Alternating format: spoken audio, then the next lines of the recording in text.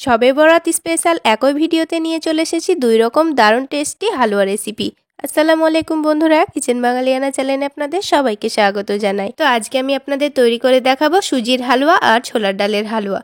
খুবই সহজ পদ্ধতিতে তৈরি করে দেখাবো, একবার দেখলে যে কেউ তৈরি করে নিতে পারবে। আর গরম গরম চালের আটা রুটির সঙ্গে কিন্তু এই হালুয়া দুটো দারুণ জমে যায়, একবার হলো বানিয়ে খাওয়ার চেষ্টা করবেন। তো প্রথমে আমি আপনাদের সুজির হালুয়া তৈরি করে দেখাবো। তো প্রথমে আমি একটা ছোট বাটি মেপে এক বাটি চিনি একটা কড়াইয়ের মধ্যে দিয়ে দিচ্ছি। তো আজকের হালুয়া একটু অন্যরকম পদ্ধতিতে তৈরি করে দেখাবো, কোনো রকম দুধ ছাড়াই আপনারা তৈরি করে নিতে পারবেন। তো এখানে চিনিটাকে প্রথমে আমি ক্যারামেল তৈরি করে নেব। এই পদ্ধতিতে একবার এই সুজির হালুয়া বানিয়ে খেয়ে দেখবেন, খেতে কিন্তু ভীষণ মজার হয়। দুধ ছাড়াও কিন্তু এর টেস্টটা অনেক ভালো আসে।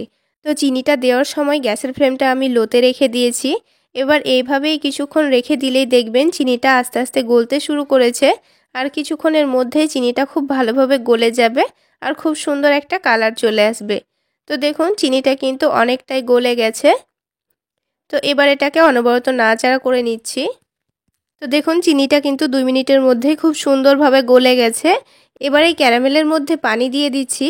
তো এখানে আমি যে বাটি মেপে চিনি দিয়েছিলাম সেই বাটি মেপে কিন্তু 5 বাটি মতো পানি দিয়ে দেব।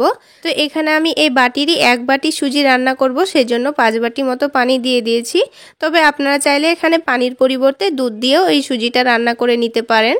তো দেখুন ক্যারামেলটা কিন্তু এখন অনেকটাই শক্ত হয়ে গেছে। তো এর জন্য ভয়ের কোনো কারণ নেই, পানিটা যখন খুব ভালোভাবে ফুটে যাবে তখন ক্যারামেলটা নিজে নিজে আবার গলে যাবে। তো কিছুক্ষণের মধ্যেই দেখুন ক্যারামেলটা অনেকটাই গলে গেছে। তো এইভাবে নাড়াচাড়া করলে ক্যারামেলটা কিন্তু খুব ভালোভাবে গলে যাবে।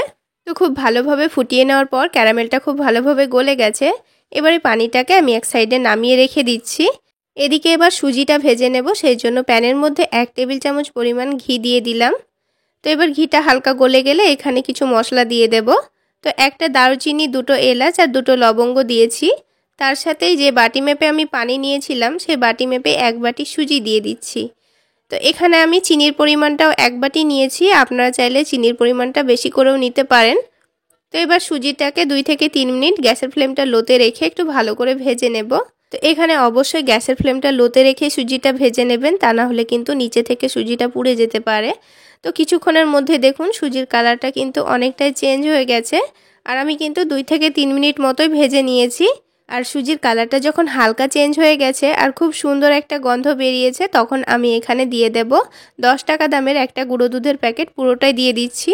তো দুধটা দেওয়ার সাথে সাথেই কিন্তু অনবরত নাড়াচাড়া করে নিতে হবে। তো গুঁড়ো দুধ দেওয়ার পর এবার এখানে কিছু কিশমিশও দিয়ে দিচ্ছি, চাইলে আপনারা এখানে বাদামও দিতে পারেন। এবার সব কিছুকে একটু ভালো করে নাড়াচাড়া করে মিশিয়ে নেব। তো যেহেতু সুজিটা গরম তাই কিন্তু এখানে গুঁড়ো দুধটা একটু দলা দলা ভাব হয়ে গেছে। তবে কিছুক্ষণ নাড়াচাড়া করার পর দেখুন এটা কিন্তু খুব সুন্দরভাবে মিশে গেছে। তো চাইলে আপনারা গুঁড়ো দুধটা সুজি রান্না করার শেষের দিকেও দিতে পারেন। তো দেখুন খুব ভালোভাবে মিশিয়ে নেওয়ার পর এবার এখানে যে ক্যারামেল তৈরি করা পানিটা আমি আলাদা করে রেখেছিলাম সেটা এখানে পুরোটা দিয়ে দেব। তো পানিটা দিয়ে অনবরত নাড়াচাড়া করে নিতে হবে। আর এখন কিন্তু গ্যাসের ফ্লেমটা একেবারে লোতে করে দিয়েছি। তারপর এটাকে খুব ভালো করে নাড়াচাড়া করে মিশিয়ে নিচ্ছি। তো এই সুজিটা আমি গ্যাসের ফ্লেমটা লোতে রেখেই কিন্তু রান্না করে নেব। তো গ্যাসের ফ্লেমটা লোতে করে দিয়ে আমি এটাকে 7 থেকে 8 মিনিট সময় নিয়ে রান্না করে নিয়েছি।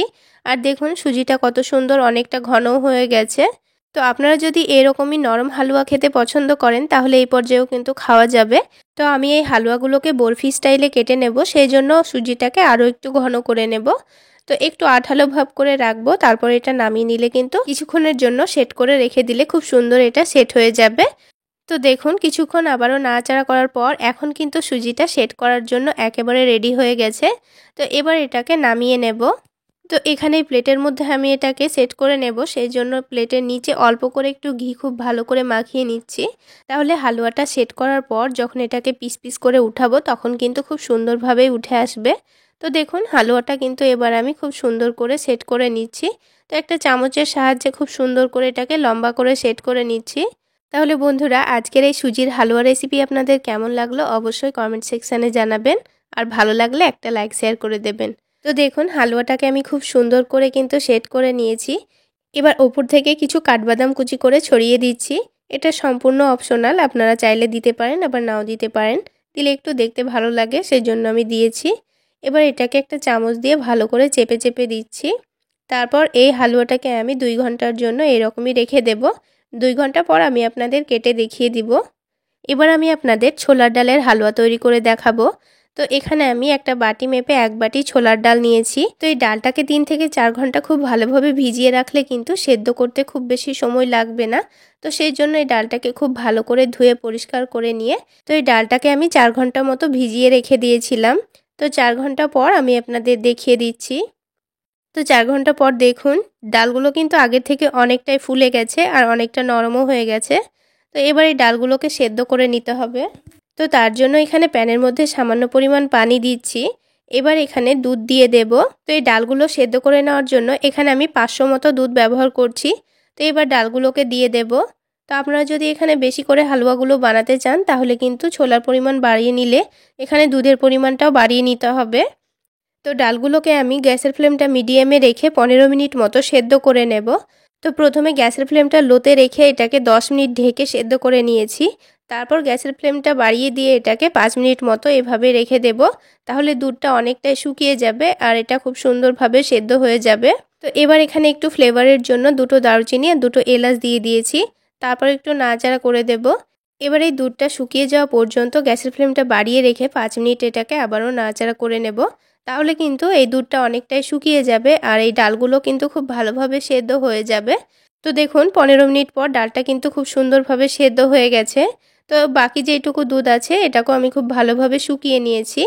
এবার এই ডালগুলোকে নামিয়ে রেখে ঠান্ডা হয়ে যাওয়ার পর এটাকে ব্লেন্ড করে নিতে হবে। তো এবার কিন্তু আমাদের ডাল ঠান্ডা হয়ে গেছে। এবার এর মধ্যে মশলাগুলো আমি একটু বাদ দিয়ে দিচ্ছি। তারপর এটাকে খুব ভালো করে ব্লেন্ড করে নেব। তো এখানে আমি ডালগুলোকে ব্লেন্ডারের মধ্যে ব্লেন্ড করে নিচ্ছি। চাইলে আপনারা শিলনোড়ায় বেটে নিতে পারেন। তো ডালগুলো ব্লেন্ড করার সময় কিন্তু আমি অল্প করে দুধ দিয়ে এটাকে ব্লেন্ড করে নিয়েছি। তো এটা স্কিপ হয়ে গেছে। তো সামান্য পরিমাণ দুধ দিয়ে ব্লেন্ড করে নিতে হবে। তো দেখুন ডালটা কিন্তু খুব সুন্দর করে ব্লেন্ড করে নিয়েছি। এবার হালুয়াটা তৈরি করে নেব।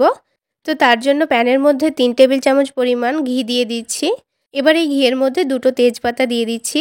আর যারা হালুয়ার মধ্যে বাদাম দিতে চান তারা কিন্তু এই ঘিয়ের মধ্যে বাদাম একটু করে ভেজে নিতে পারেন। তো আমি হালুয়ার মধ্যে কোনো রকম বাদাম কিশমিশ দিচ্ছি না, সেই জন্য এটাকে এমনি ভেজে নিচ্ছি। এবার গ্যাসের ফ্লেমটা লোতে করে দিয়ে অনবরত নাড়াচাড়া করে নিতে হবে।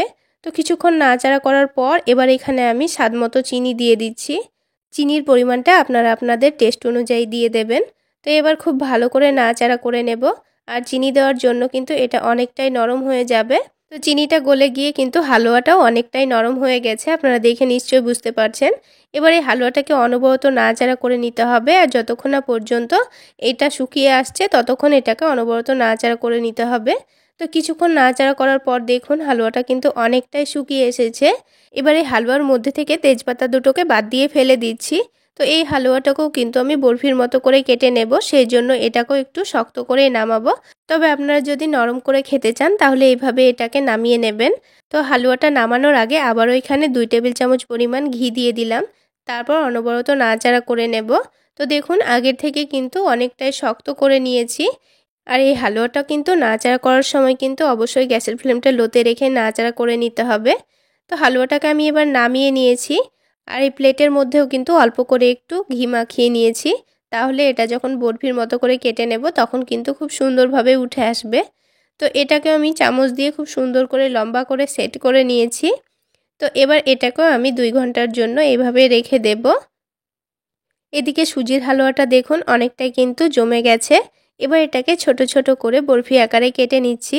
আপনারা আপনাদের পছন্দ মতো যে কোনো শেপে কেটে নিতে পারেন। তো খুব ভালোভাবে এটাকে কেটে নেওয়া হয়ে গেছে। এবার একটা একটা করে হালুয়াগুলোকে প্লেটের মধ্যে তুলে সার্ভ করে নিচ্ছি। তো দেখুন সবগুলো হালুয়াই আমি প্লেটের মধ্যে তুলে নিয়েছি। আর একটা ভেঙেও দেখিয়ে দিচ্ছি, দেখুন খুব সুন্দরভাবে কিন্তু এটা সেট হয়ে গেছে। এবার 1 ঘন্টা পর আমি আপনাদের ছোলার ডালের হালুয়াটা কেটে দেখিয়ে দিচ্ছি। এটাও কিন্তু খুব সুন্দরভাবে সেট হয়ে গেছে। এবার এই ছোলার ডালের হালুয়াটাকেও আমি পিস পিস করে কেটে নিচ্ছি। তো বন্ধুরা অবশ্যই কমেন্ট সেকশানে জানাবেন আজকের এই দুটো হালুয়ার মধ্যে আপনাদের কোনটা বেশি পছন্দ। আমার কিন্তু ছোলার ডালের হালুয়াই খেতে বেশি ভালো লাগে। তো এগুলোকে আমি পিস পিস করে কেটে নিয়েছি। সবগুলোকে তুলে একটা প্লেটের মধ্যে সার্ভ করে নিচ্ছি। এবার ওপর থেকে একটু দেখতে সুন্দর লাগার জন্য আমি একটু বাদাম কুচি ছড়িয়ে দিচ্ছি। তো বন্ধুরা আজকের এই রেসিপি আপনাদের কেমন লাগলো অবশ্যই কমেন্ট সেকশানে জানাবেন। আর ভালো লাগলে একটা লাইক শেয়ার করে দেবেন। সেই সাথে আমার ইউটিউব চ্যানেল থেকে দেখে থাকলে চ্যানেলটি সাবস্ক্রাইব করে দেবেন। আর ফেসবুক পেজ থেকে দেখে থাকলে পেজটি ফলো করে দেবেন। এবার এই হালুয়াটাকে আমি আপনাদের ভেঙে দেখিয়ে দিচ্ছি, দেখুন। এই হালুয়াগুলোকে চাইলে আপনারা গরম গরম চালের আটা রুটির সঙ্গে পরিবেশন করতে পারেন, খেতে কিন্তু দারুণ টেস্টি হয় বন্ধুরা। তাহলে আজকে এই পর্যন্তই, সকলে অনেক বেশি ভালো থাকবেন, সুস্থ থাকবেন। দেখা হচ্ছে আরও একটি নতুন রেসিপি নিয়ে নেক্সট এপিসোডে।